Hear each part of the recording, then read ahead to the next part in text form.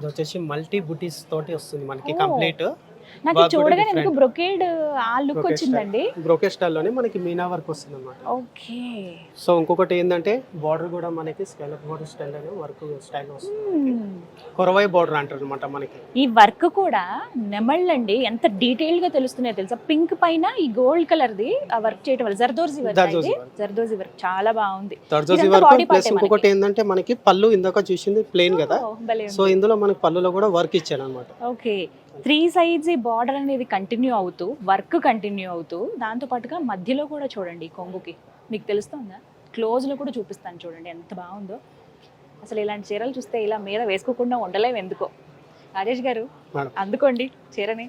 Yes, brocade అందరూ అనుకుంటారు brocade అనగానే మనకు కొంచెం స్టిఫ్నెస్ వస్తుంది అనుకుంటారండి. బట్ ఇది ప్యూర్ పట్టు కదా, అందులో కొంచెం టిష్యూ అన్నీ కలిసాయి కదా, జస్ట్ ఫాలింగ్ మెటీరియల్ అండి.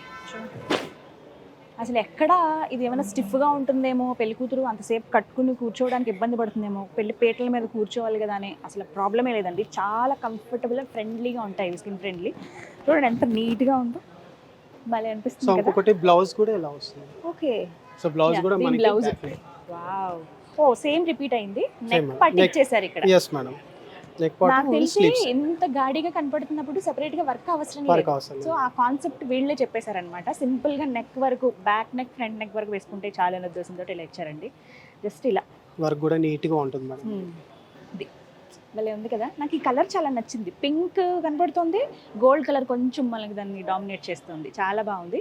పెళ్లి పీటల మీద పెళ్లి కూతురు ఈ చీర కట్టుకుని కూర్చుంటే నెక్స్ట్ లెవెల్ అంతే.